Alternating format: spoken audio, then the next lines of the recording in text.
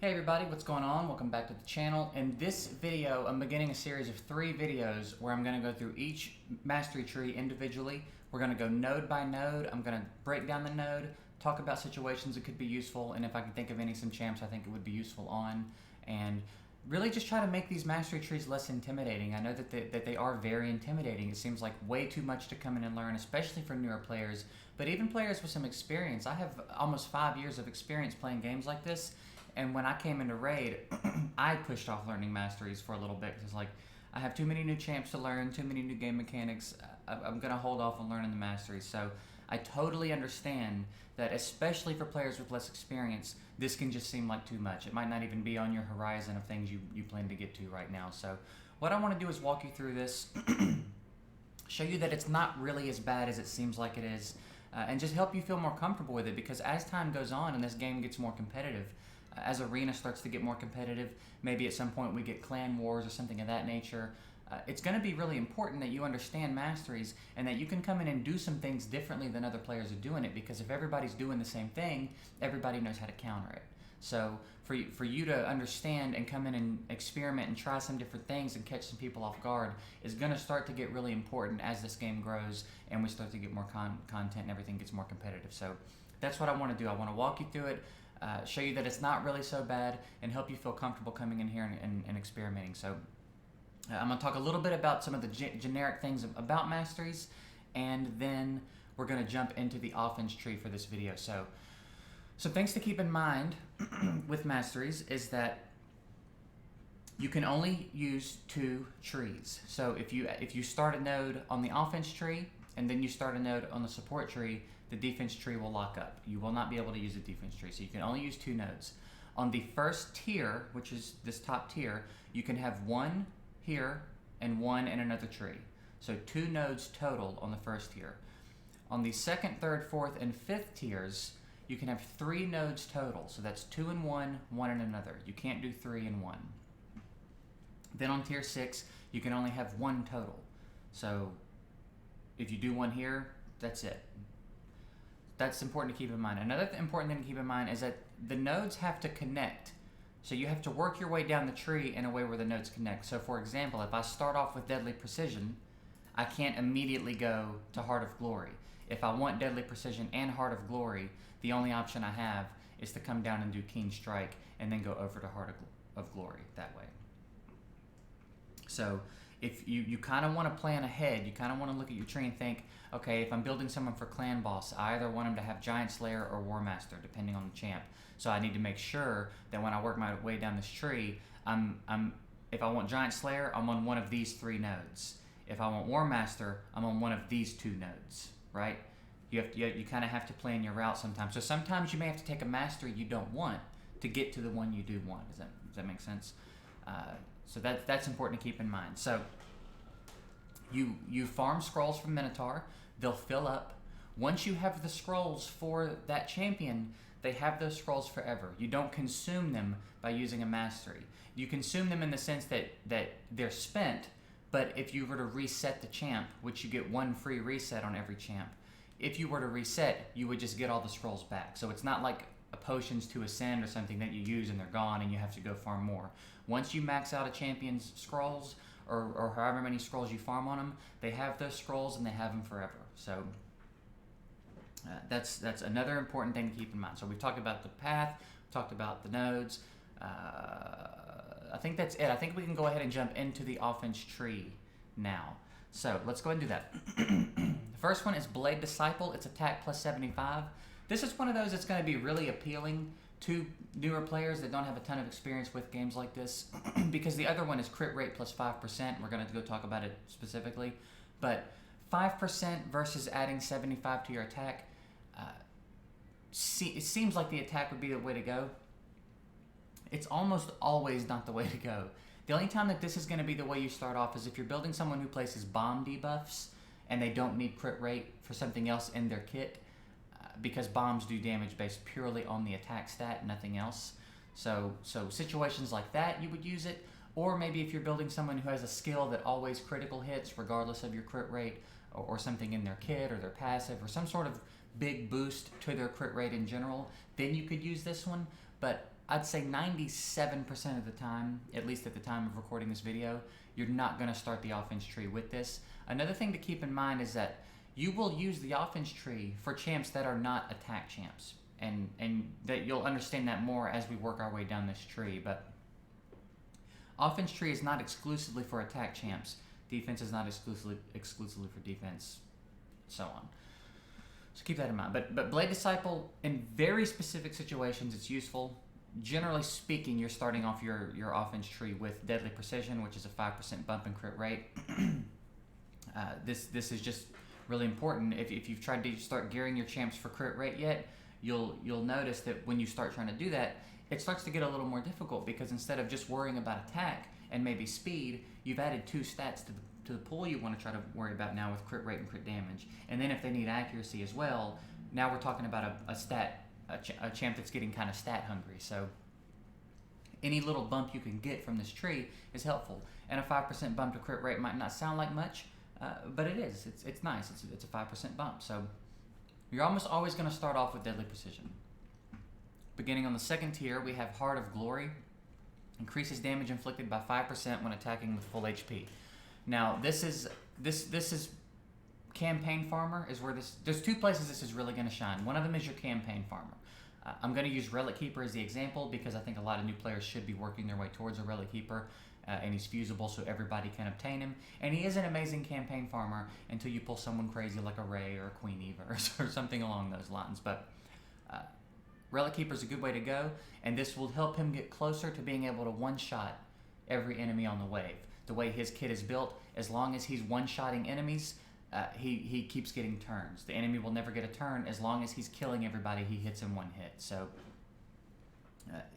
giving him a damage boost for when he has full HP gets him closer to being able to do that, right? So it's really good for campaign farmers. Beyond that, it's really good for arena. If you're building an arena cleave offense, for example, you've got your turn booster, you've got your attack buffer, you've got your AoE defense breaker, and then you have your damage dealer. If you've built your team properly and everybody goes first, your damage dealer is going to have full HP when they attack, so this is going to give them a little bit of a bump to the damage in arena. And any bump you can get into your damage is nice, especially when you're running a cleave, because generally a cleave is not designed to take hits. So if even 2 people survive on the other team, you might still get killed. So the more damage you can get on your damage dealer, the better. And this is a good way to bump your damage up, and it's a good way to do it pretty early on. It's only in the 2nd tier, so you don't have to do a ton of Minotaur farming to get down to this tier. So it's a nice little mastery. Next to that, we have Keen Strike, crit damage plus 10%. As with the crit rate mastery in tier 1, you will almost always work your way down to the crit damage node as well. A 10% bump to crit damage is really nice. It's pretty substantial. So this is generally where you're going to be headed from the crit rate node. Now, that's not to say you couldn't experiment with some other things, especially if you've got a solid amount of crit damage on your champ. You don't feel like you need it, but generally speaking, this is where you're going to be headed. So beyond that, there's not a ton to say about that node. Next to that, we have Shield Breaker. Increases damage inflicted to targets under shield buffs by 25%. Now, 25% is a big bump in damage. So where this particularly shines, in my opinion, is again for an arena offense. If you spend any time in arena, you notice there's a lot of teams using shield. You go into a battle and the other team automatically has shield because of the artifact sets they're using. And sometimes the shield is not that substantial, so 25% extra damage to targets that have shield is really substantial in arena offense. Now, another place would be like the Magic Potion Dungeon, where this would technically have an effect, but I don't recommend building in this direction specifically for that dungeon, because really what you want to be focused on in there is stripping that shield off of that boss rather than trying to hit through it, especially once you get up into the higher levels. So I just wanted to mention that dungeon and that because some of you may be seeing this and thinking, oh, this will be good for Magic Dungeon. You want to worry more about stripping that shield off than trying to power your way through it. So really, as of now anyway, the place that this really shines is arena offense, trying to slice through people's shield. So that's about it for Shield Breaker. at the time of recording this video anyway. Next to that we have Grim Resolve. Increases damage inflicted by 5% when attacking with 50% HP or less. Now, this one is kind of universal. In your dungeon teams, when the boss hits, if you take a few hits, generally you're going to drop below 50% HP, at least occasionally until your healers get a turn. Arena defense, it could be nice if you've set up a defense that's not necessarily designed to go first and someone comes in and cleaves but doesn't kill, then you'll get a little bump to your damage that way if you're below 50%. So it's not only in very specific situations like an arena defense where you think you've tuned your survivability in a way where you'll get this bump, but it's a dangerous game to play for a 5% increase in damage. So really, this is just for fights that you think are going to go on for a little bit, and you might need that little bit of a bump in damage. Maybe someone who has life steal, they'll do a little bit more damage, which means they'll steal a little bit more. And there is another mastery in this next tier that I'm going to get to that does pair with this one pretty nicely. But beyond that, it's just, you know, you could use it everywhere technically, but there's usually better options only in the specific situations like lifesteal, and if you wanted to pair with this node that we're going to get to in a second, would you use Grim Resolve. Third tier, we have Single Out. Increases damage inflicted to targets with less than 40% HP by 8%. So this is nice. Again, this is another one of those that's kind of universal. If you're going to win a fight and you're not one-shotting enemies, for instance dungeon bosses, this will kind of speed up your run a little bit as the dungeon boss drops in health. Once they get below 40% HP, you get a little bump in damage, which means you're going to melt them down a little quicker. It's also nice for a cleanup in arena. Maybe you're running an arena offense that has 2 damage dealers, and your first damage dealer can't quite kill everybody, but they can get their health really low. This will bump up damage for the cleanup. You know, situations like that, it's kind of useful. Technically, it would take effect in clan boss once the clan boss's health is below 40%. This would give your whole team, if everybody had a bump in their damage. So things like that, this one could be useful. It's a pretty nice little mastery, and like I said, kind of universally useful. Next to that, we have Lifedrinker. Heals by 5% of damage inflicted when attacking with 50% HP or less. This is the one I was talking about paired with Grim Resolve. But they're both, because the stipulation for both of them is when you have 50% HP or less. So if you have Grim Resolve, 50% HP or less, you're going to do 5% more damage, and you're going to heal by 5% of the damage. So you're going to do a little more damage, you're going to heal a little more, and then if you've got life steal, this is going to stack on top of it, which means you're going to heal quite a bit more than you normally would without those two, without those two masteries. So pretty cool, can be pretty useful. Again, not super game changing. It's not insane values that we're talking here, but every little bit can help. You know, and when you're in the third tier, you know, if you're working your way down and you're doing an early game, this could help you out a little bit. So not a bad mastery. Pretty cool, pretty fun to pair with Grim Resolve. Whirlwind of Death increases speed by 6 for each enemy killed by this champion. Stacks across each round in a battle up to 18 speed. This one I used on my Relic Keeper because I didn't put a lot of speed on him. I don't think he's ever been more than plus 18 speed. So I would use this one on him so that by the time he was done with the first round of a campaign wave or a campaign stage, he had an extra 18 speed going into the second wave, which meant not only would he be absolutely certain to continue to outspeed everybody in the stage, but if he didn't one-shot somebody, he would get around to his turn quicker than if he didn't have this. So this can be nice for a campaign farmer that's not quite one-shotting everybody just yet. It can be useful in dungeons for anybody that's getting minion kills on the waves leading up to the boss. This could be an extra 18 speed for at least a few of your champs that are getting kills on the waves. It technically can be used in arena. You'll get there's not rounds in arena, but a little bit of a bump in speed might help you out in arena a little bit. But generally, I think this is going to be more for the PvE content for your campaign farmer and for your dungeons where you're pushing up to the boss. So that's kind of where I think Whirlwind of Death would be useful. Next to that, we have Ruthless Ambush. increases damage inflicted by 8% for the first hit on each enemy. Basically, everything that I said about Heart of Glory applies to Ruthless Ambush. It's designed, I mean, just what it sounds like, the first hit on each enemy. So full HP and first hit on each enemy, campaign farmer, arena cleave offense. That's where these are really going to shine. And if you just look, once you've completed, even just through tier 3, for your campaign farmer, you have an extra 13% damage on them by default. So as you can see, as you work your way down this mastery tree a little bit, it gets easier and easier to get your campaign farmer to where they're one-shotting the waves, which is going to increase your efficiency, it's going to increase the time in which they can do it, and it's going to increase the reliability. So as you work your way down, you'll see these, and it'll just start to click like, oh, this will be really good for a campaign farmer. And generally the things that are good for a campaign farmer are also good for an arena offense damage dealer. So that's something to keep in mind, generally speaking. Beginning the 4th tier, we have Bring It Down. Increases damage inflicted by 6% when attacking targets with higher max HP. Now, most of the time, especially with your attack champs, most of the time they're going to be attacking someone that has higher max HP. Clan boss has higher max HP. Enemies in the campaign on the higher levels anyway have higher max HP. Dungeon bosses have higher max HP.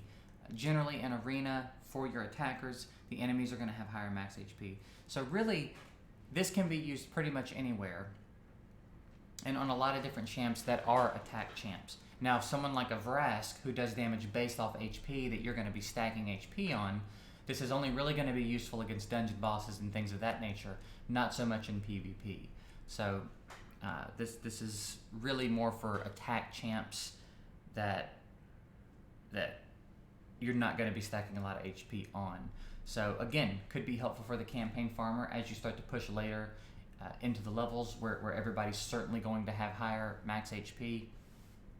Your AoE, your nuker and your arena cleave, your clan boss team, your dungeon teams, this is where Bring It Down is going to shine. It's a really good mastery. It's basically a free 6% damage boost, so it's a nice little mastery. Wrath of the Slain increases damage inflicted by 5% for each dead ally, stacks up to 10%. Again, if you have a campaign farmer that's not one-shotting everything yet, and the enemies are getting turns, they're going to kill your food or whoever you're running with your farmer, which means when they do that, it's going to give your farmer a boost in their damage, which is going to mean it's that much more likely that they will begin to start killing enemies. So maybe on the first wave, your farmer hits them and doesn't kill them, then they kill your minions, and that extra 10% maybe gives you the edge you needed to actually get through the rest of the wave, one-shotting everything. So that's somewhere it's useful. Another place specifically where it could be useful is somewhere like an arena defense. There is a champ called Deathless that does more damage based on how many of their allies are dead.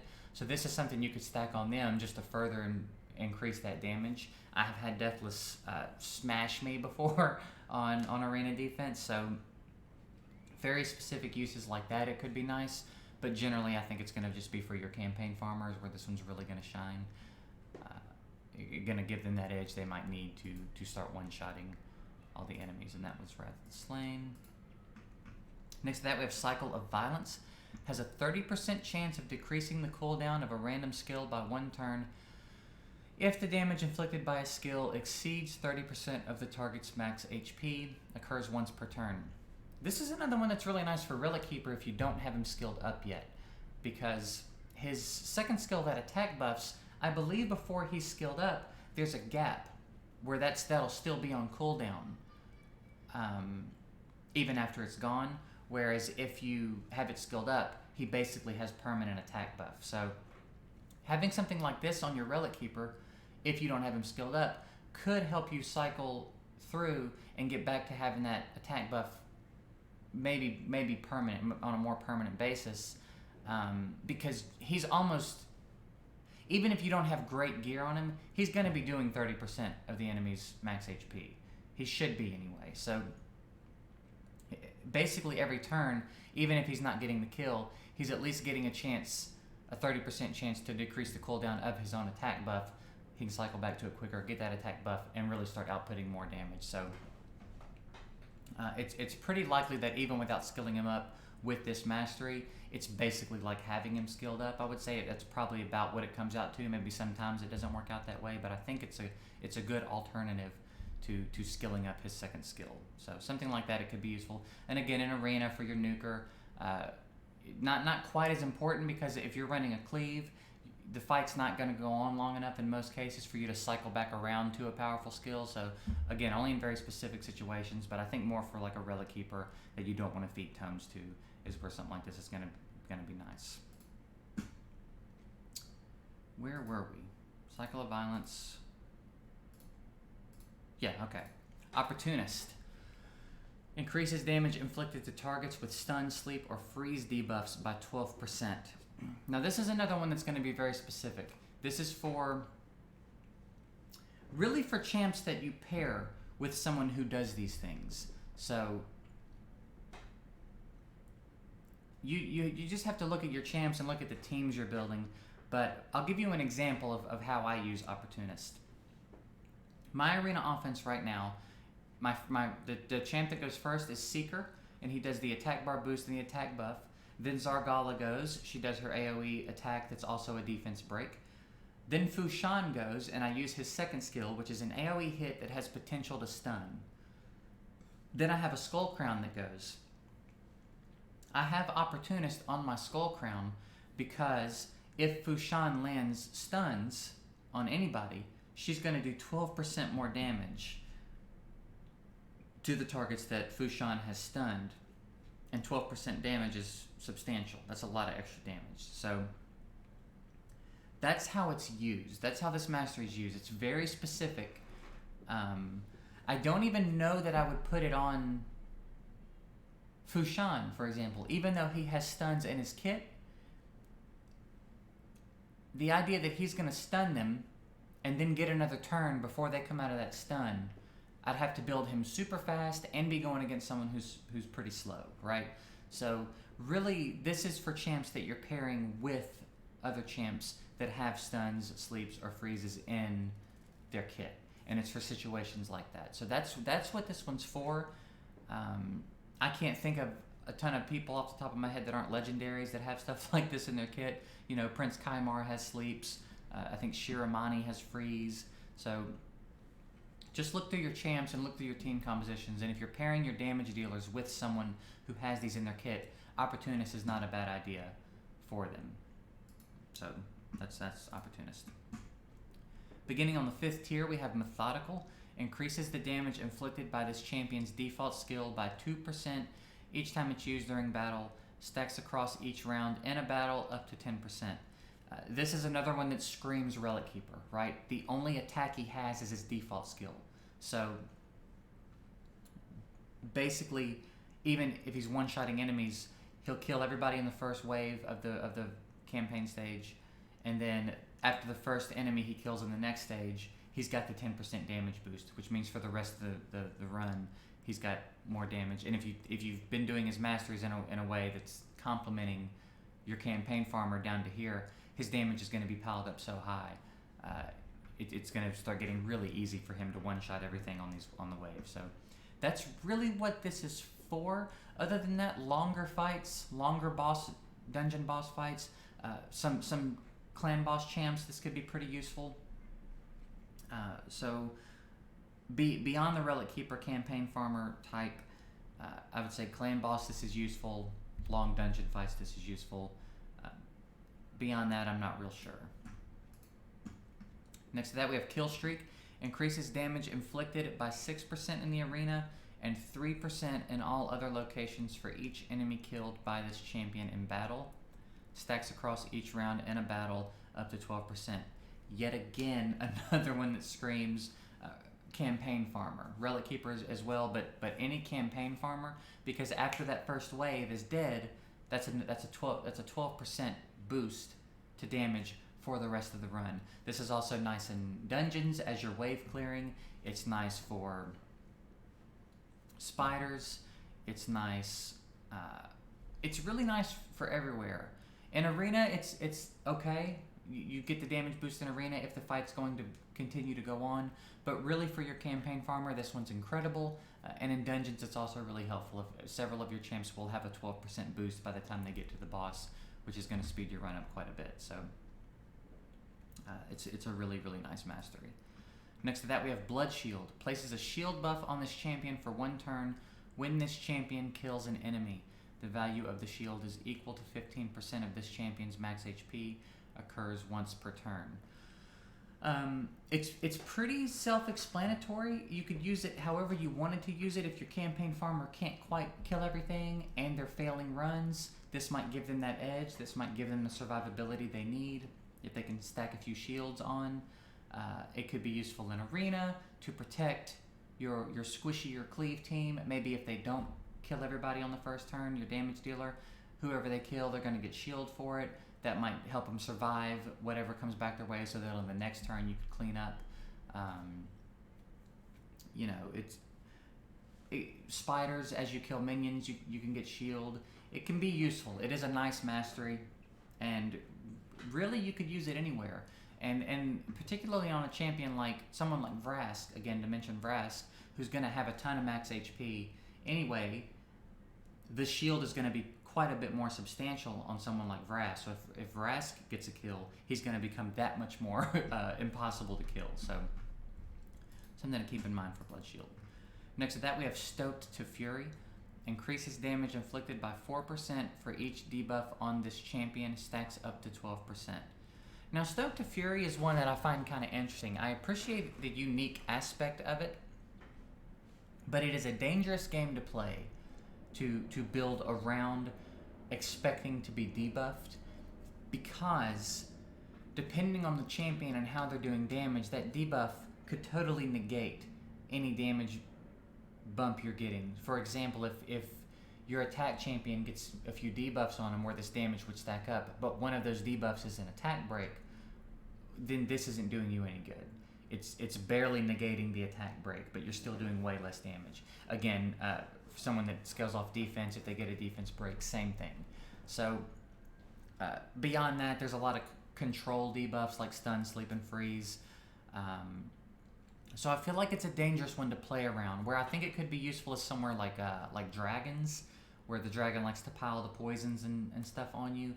Maybe a specific arena defense where you're setting yourself up to not go first and expecting to be debuffed. But again, you're playing a dangerous game that way, because generally the go-to debuff in arena is defense break. And if you're setting yourself up to not go first and you get defense broken, you're probably going to get wiped out anyway. So the only place I could really think this would shine is if you're trying to speed up a dragon run and increase the damage output based on how many poisons and things like that he's putting on you. But I don't think I've used this debuff I don't think I've used this mastery on any of my champions yet, and I don't know who I would use it on, honestly. But maybe at some point this one will make a little more sense. Maybe we're going to get some sort of content where this is going to make more sense. But as of right now, I feel like it's a dangerous game to play, to build around expecting to be debuffed. You know what I mean? So that's my thoughts on Stoked to Fury. So that's it through 1 through 5. Now we get to tier 6 where things get interesting. Warmaster. Warmaster is one of 2 that you're going to be putting on every clan boss champ. So as you're building your clan boss team, you're going to either be putting Warmaster or Giant Slayer on them. And so I'm going to talk about those 2 first, and then we're going to go and talk about the other 2. So first we have Warmaster. Has a 60% chance of inflicting bonus damage when attacking. Bonus damage is equal to 10% of the target champion's max HP, or 4% of the target's max HP when attacking bosses. Bonus damage can only occur once per skill, that's the key, and does not count as an extra hit. So in Fire Knight, for example, if this procs, it's not an extra hit towards knocking the shield down. That's why they put that in there. Now, this is, again, the bread and butter for certain champs in clan boss. The way to distinguish or differentiate, if you notice it says occurs once per skill. That means you click the skill and it's either going to happen or it's not. The differentiation here is that Giant Slayer is the same thing, but it has a less % chance of happening. It does less damage, but that's because it can occur on each hit of a skill. So with let's say we're using Apothecary, for example, who hits 3 times on his first skill. With Warmaster, I'll click, and Warmaster's either going to happen or it's not. With Giant Slayer, I click, and then on each hit, Giant Slayer's either going to happen or it's not. So it could happen 0 times, and it could happen 3 times. So that's the differentiation there. Generally speaking, on a champion that has, on their first skill, a champion that has 2 hits or 1 hit, 2 hits or less, you're going to go Warmaster. 3 hits or more on the first skill, you're going to go Giant Slayer. That is the general consensus. That is the general approach to that, at least at the time of recording this video. There are a few champions in the game that kind of ride that line, and people aren't real sure. An example would be someone like Oathbound, who I think only has a 1 hit on their first skill, but their second and third skill are big multi-hitters. I think the second skill is a 3-hitter and the third skill is a 4-hitter. So some people lean all the way to Warmaster for a champ like that. Some people lean to Giant Slayer. So feel free to experiment and play around with that. But that's the big differentiation here. It's the same thing. Giant Slayer and Warmaster are the same thing. The difference is Warmaster has a better chance of happening and does more damage because it's only going to happen once per skill. Giant Slayer has a smaller % chance of happening and does a little bit less damage because it has a chance to happen on each hit of a skill. So someone like a Cold Heart, who hits 4 times on her first skill, this has a lot of potential to do a lot of damage on the clan boss. So that's Warmaster and Giant Slayer. They do help in other dungeons, and they're nice there, but these are really the clan boss masteries. These are really what you're headed for everybody on your clan boss team, regardless if you think they're damage dealers or not. An example is Apothecaries on my clan boss team. Before I had Giant Slayer on him, he did about 60,000 damage per run. He was strictly there for the speed boost and the heal. And after I got Giant Slayer on him, he does well over 2 million damage by himself now. So even on champs that aren't necessarily there to do damage, you're still going to be looking to put Warmaster or Giant Slayer on them so that they can contribute to the run. So beyond those two, we have Helm Smasher. Has a 50% chance of ignoring 25% of the target's defense. For skills that ignore defense, this 25% is in addition to the amount ignored by the skill. This also stacks on artifact sets that ignore defense. So this will stack, basically. This is in addition to anything else you have going on with your champ. And ignoring defense is nice. Ignoring defense is crucial. You will notice when you're ignoring defense, because the more defense you can ignore, the more pure damage you're doing. The less of the damage that you're sending out is being mitigated by defense, which means champs are that much easier to kill. Ignoring defense is really powerful. So it's really useful in arena. It's really useful for cutting through some of the tougher to deal with champs like Tayrail, Rain Beast. There are some executioners out there that are really tough. Anybody that's defense based, it's going to have a lot of defense. Any opportunity you get to cut through it rather than power, try to hit it head on, it's going to be that much easier to kill because, again, their health points where the pure damage is being done are generally going to be lower because people are focusing on that defense. So ignoring defense is nice. It's a noticeable bump in damage.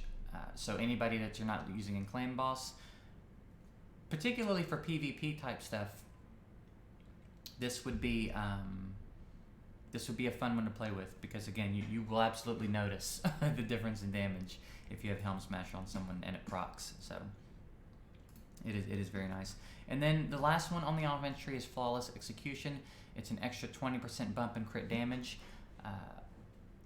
If you're not using someone in Clan Boss and you don't want to use Helm Smasher on them, an extra 20% crit damage is nice, especially by the time you're down here. You may have a good bit of crit damage on the champ as it is, so an extra 20% is going to be, again, very noticeable. So someone like a campaign farmer that you're not using in clan boss, you know, and you don't want to use Helm Smasher on. Maybe you're not using him in arena, or again, Helm Smasher or flawless execution. You could make an argument that you could go either way. Is the extra 20% crit damage, does it outweigh the chance to ignore 25% of the defense? In some cases it may, and in some cases it may not. So that'll be up to you to play around with and figure out. But again, this one's pretty straightforward. It's just an extra bump in your crit damage. So that's going to do it for the offense tree. I hope this was helpful as we made our way through it. I hope you got some information and learned something and feel a little bit less intimidated, at least about the offense tree. As I said, I'm going to come back and do a video on the defense and support trees as well. But yeah, it's really not so bad. Once you get in here, you've analyzed your champ skills, you decide what you want to use them for, you can kind of get in here and navigate these trees and figure out what's going to help you do what you want to accomplish with each particular champ. So yeah, that's it. I do hope it was helpful. I hope you appreciate it. If you have any questions or comments or anything like that, feel free to drop them below. And that being said, if you do still like using the suggested masteries that people give you, I'm adding a channel to the Discord where I'll be posting masteries for champs that I've built out, and other people in the community will be doing the same. So you'll have reference points. There's a link to the Discord in the description, as well as to my Twitch stream. If you ever want to try to come over and catch me live, I'll be more than happy to help you, you know, put teams together, and we can talk about masteries, we can talk about artifacts, we can talk about all that kind of stuff in the stream. So yeah, we you know, whatever I can do to help, I'm happy to do. Again, hope it was helpful. I appreciate you guys watching, and I'll see you guys in the next video.